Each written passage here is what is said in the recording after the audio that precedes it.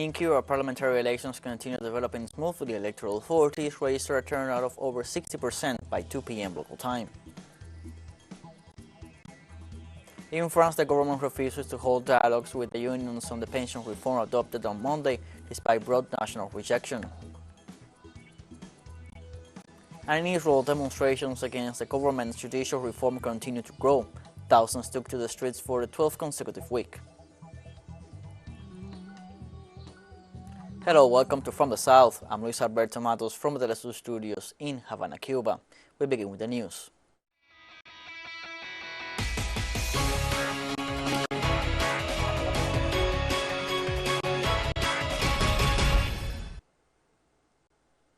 Cuba is holding on Sunday, March 26, parliamentary elections to elect 470 deputies to the National Assembly of People's Power, who will lead from the legislature the destinies of the country for a term of 5 years.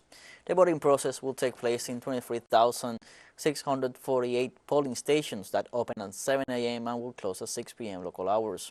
Candidates must obtain more than 50% of the valid votes cast to be elected as deputies to Parliament. Those elected will be in charge of electing the President and Vice President of the Republic and continue with the legislative development in accordance with the Constitution. The 10th legislature to the National Assembly, which will be constituted next April 19th, will be comprised of 135 deputies less than in the previous legislative period, 221 of them proposed by the municipalities, 135 from the provinces, and 114 of national origin. In statements to the press after exercising his right to vote in the 44th constituency of the city of Santa Clara, Cuban President Miguel Díaz-Canel stressed that the elections are an act of defense against foreign aggressions.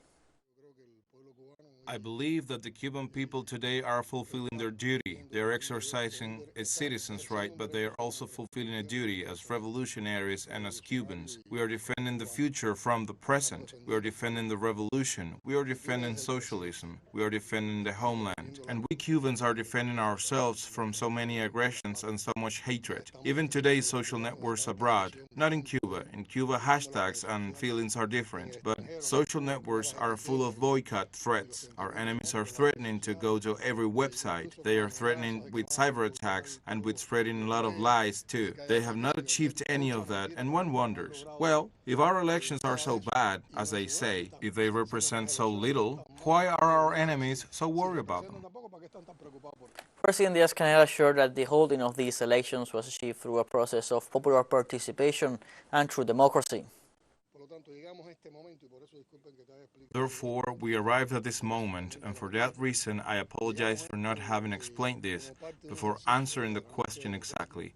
We arrived at these elections as part of a truly democratic exercise, of meeting with the people, of popular participation, where the will to listen, the opportunity to listen has prevailed, where people have been able to raise all their concerns and also renew the commitments, renew the attitudes, renew the thinking about the way in which we should approach a group of issues. In the fourth report of the National Electoral Council issued at 4 p.m. local time, the Vice President of the Electoral Authority, Tomás Amaran Díaz, said that by 2 p.m. local time, 4,883,476 people had exercised their right to vote, representing 60.14% of the electoral roll. The official added that the electoral day is developing smoothly without any major incidents. Vice President Amaran informed that polls will close at 6 p.m. local time as scheduled. We now go live with our collaborator Maria Belén de los Santos for more details on Cuba's parliamentary elections. Polls are still open in Cuba and will continue to receive voters until 6 p.m. local time, as the election day to confirm the members of the 10th legislature of the National Assembly carries on normally throughout the country. We are currently at the biology school from the University of Havana, one of the polling stations in the municipality of Plaza de la Revolución within the Cuban capital. The authorities report a normal voting day as they expect final voters to arrive in the coming hours before the poll close. National Electoral Council, the entity in charge of overseeing the electoral event, has stated in its last report aired on the national television that at 2 p.m. local time, 60.40% of Cubans registered to vote had done so, That is over 4 million voters. The level of popular participation in this election is one of the key elements to watch out for, as one that has been historically high in the island. Let's recall that the candidates who obtain over 50% of the valid votes in each district will be confirmed as new members of the National Assembly. Coming to you from Havana, Cuba, I am Belén de los Santos for teleSUR English. Thank you, Belen, for your reports. Moving on to other topics, the Peruvian Public Ministry reported on Sunday that the anti-drug police and prosecutors officials seized 2.3 tons of cocaine that were going to be sent by sea to Turkey, hitting a shipment of tiles. In a statement, the prosecutor's office said the drugs were seized in a shipment of Mojalika tiles during an operation to prevent illicit drug trafficking. Meanwhile, authorities at the DP World Port Terminal added the shipment was leaving from the port of Callao, neighboring Lima, for Ankara. In this sense, the National Customs Superintendent stated the seized cargo remains in custody of the Police Anti-Drug Division to continue with the corresponding investigations. In 2022 alone, Peruvian authorities seized more than 22 tons of cocaine, as the country, along with Bolivia, is one of the largest producers of coca leaf, the raw material for cocaine. The Mexican government announced last year the creation of the company Litio MX, and just in February of this year announced the nationalization of the mineral due to its importance. Our correspondent Daniel Rosas with more details. The so-called nearshoring is considered an opportunity for Mexico, especially in lithium mining, due to its proximity to one of the largest markets in the presence of the Asian giant. But it becomes more strategic just because we are very close to the United States, and also because we already had a Chinese company here. We already had a strong company here, a Chinese company. So this decision to have modified the mining law is very important. Although Mexico does not have the largest reserves of the mineral, it does have more than 240,000 hectares now declared a mining reserve zone on the borders with the United States. This is why lithium was nationalized, which will represent profits for the country. Now, the state is the one that will receive the benefits of mining income, in particular if this exploitation and transformation is carried out in the future. And we insist the most important thing is the value chain.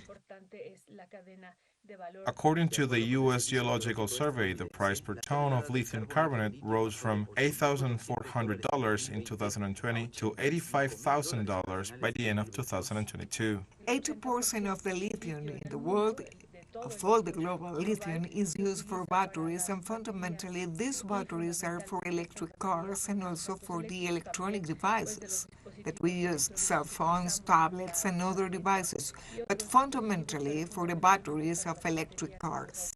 Hence, the strategy of Mexico is focused on the exploitation of the mineral to be used in the manufacture of electric cars. This is evidenced by the announcement of Tesla about the installation of facilities in the country, adding to other countries such as Germany, the Netherlands, China, and Canada. We are very excited to announce that we will be building a gigafactory in Mexico. Unlike in South American countries where lithium is found in brine, in Mexico it is found in clay, which would mean a different extraction process, one that Tesla has apparently already patented. But Mexico seeks to keep the benefits of lithium in national hands from the outset, unlike what happened with oil in the past. For this reason, the government announced the nationalization. So that it cannot be exploited by foreigners.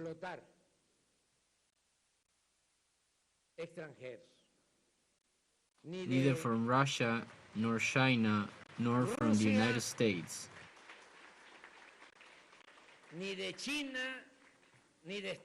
Oil and lithium belong to the nation. They belong to the people of Mexico.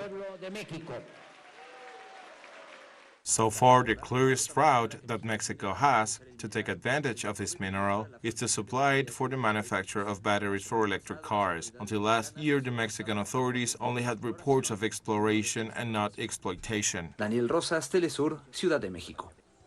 Let us take a short break, but first remember you can follow us on TikTok at the account of teleSUR English, in which you'll be able to see news in different formats, news updates, and much more. Other stories coming up. Stay with us.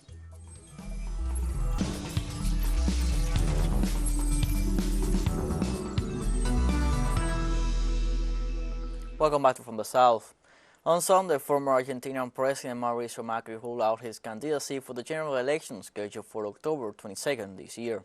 Through a video published in his Twitter profile, the representative of the opposition alliance Together for Change confirmed his decision of not being a candidate under the pretext of enlarging the political space.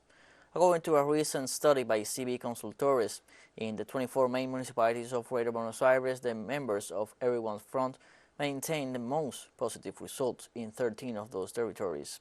The most highly rated leaders of that space are Vice President Cristina Fernandez and Economy Minister Sergio Massa, who exceeded 42 percentage points in 5 territories each. On the other hand, the head of the government of the city of Buenos Aires, Horacio Rodriguez, is the opposition figure with the best results, and Macri is not the favorite in any location.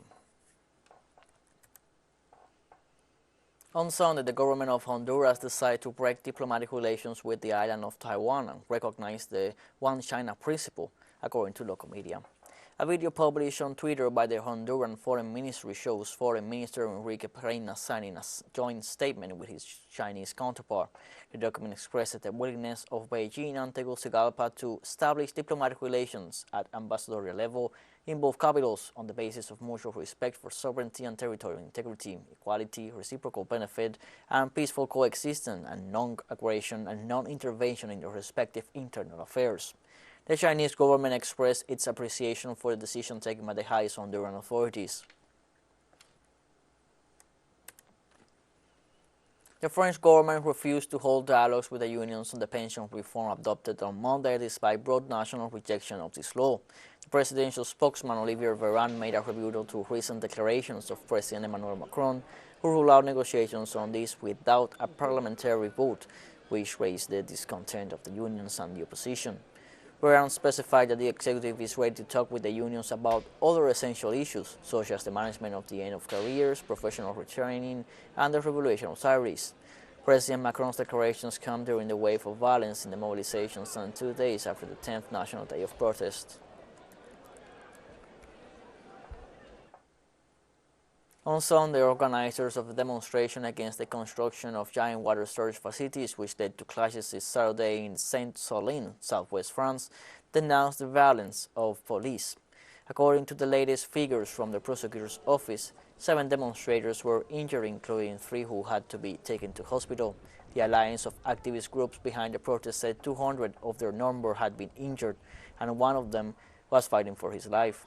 11 people were detained after police seized cold weapons, including petanque balls and meat knives, as well as explosives.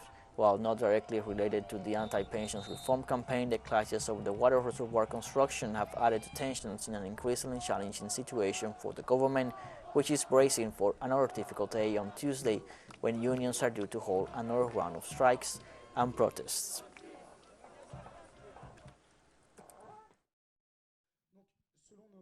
According to our medical teams, 200 people were injured on the silence of the demonstrators.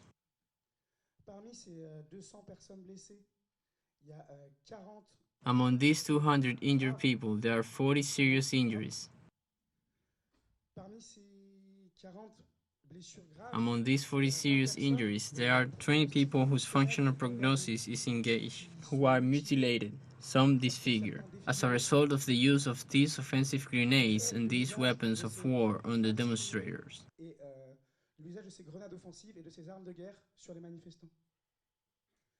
So, 200 injured, 20 people mutilated, disfigured, whose functional prognosis is engaged, and 1 person to date in intensive care, whose vital prognosis is engaged.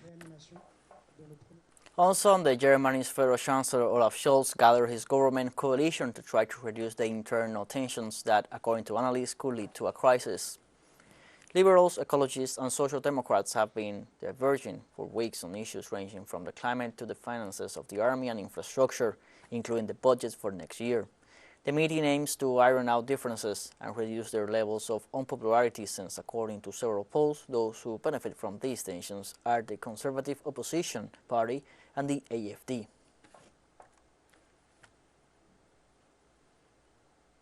The nuclear power plant near the U.S. city of Minneapolis in the state of Minnesota had to shut down because of a radioactive water leak. The president of Xcel Energy in the states of Minnesota, North Dakota, and South Dakota reported that although the leak continues to pose no risk to the public or the environment, they determined that the best course of action is to shut down the plant and make permanent repairs immediately. The nuclear power plant had previously suffered a leak of more than 1.5 million liters of radioactive water, while this time the plant's monitoring team detected that since the temporary repairs were made, thousands more liters leaked into the groundwater. The schedule for resuming operation at the plant has yet to be determined.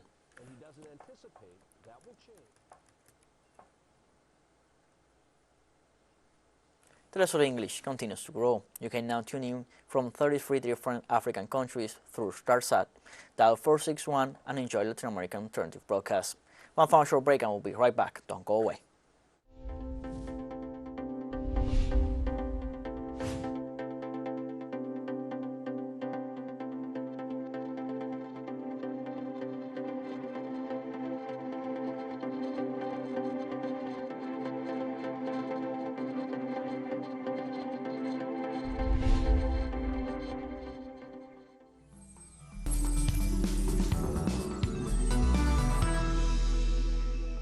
Welcome back from the South. In Israel, demonstrations against judicial reform continue to grow. The wave of protests against the measure has been going on for 12 weeks now. On Saturday, Israeli citizens mobilized again in different parts of the country against the judicial reform promoted by Benjamin Netanyahu's government, which, according to the demonstrators, threatens the division of power and democracy. During this day, there were clashes with police forces and several people were reported to have been arrested. The day was marked by Defense Minister Yoav Gallant's public request for a halt to the controversial legislation, becoming the first member of Netanyahu's government to do so. The president of Chad, General Mahamat Idris Deby Itno, pardoned 380 rebels of the Front for Alternation and Concord in Chad who had been sentenced to life imprisonment on Tuesday. Justice had convicted the insurgents for participating in an attack, as a result of which Idris' father was killed in April 2021. The Chadian president signed the pardon yesterday, but did not include the leader of the rebel group, Mahamat Ali Mahdi, also sentenced to life imprisonment. A total of 420 members of the Front for Alternation and Concord in Chad were sentenced to life imprisonment accused of terrorism, minors recruitment, and attacks against state security.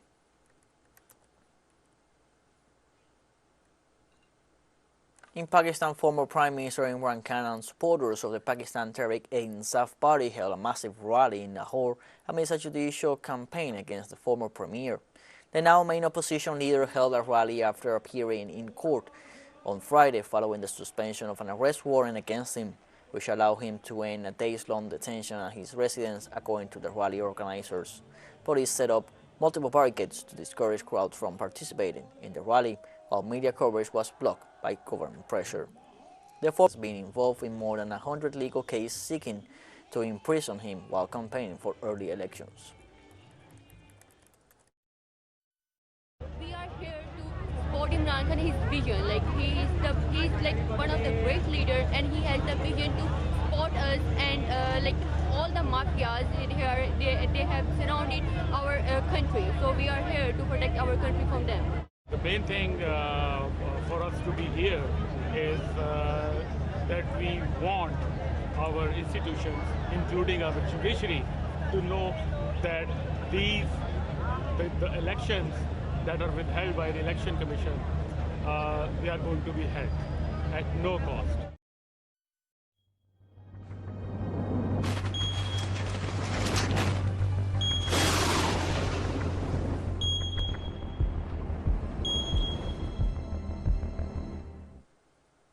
Since Sunday, some 500 Spanish troops are fighting the first major forest fire of the year located in the provinces of Castellón and Teruel in the Valencian community.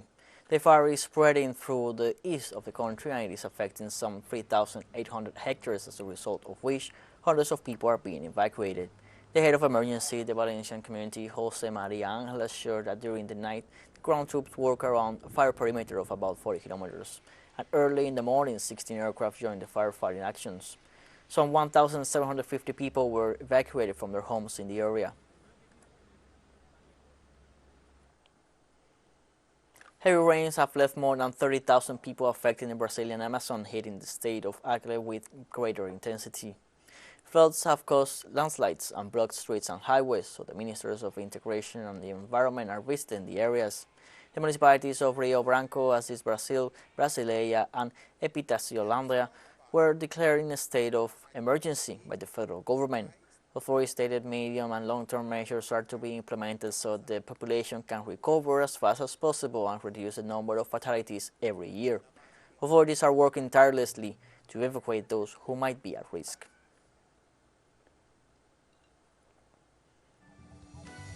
We have come to the end of this news brief, and you can find these and many other stories on our website at telesurenglish.net. You can also join us on social media: Facebook, Twitter, Instagram, Telegram, and TikTok. For Telesur English, I'm Luis Alberto Matos. Thank you for watching.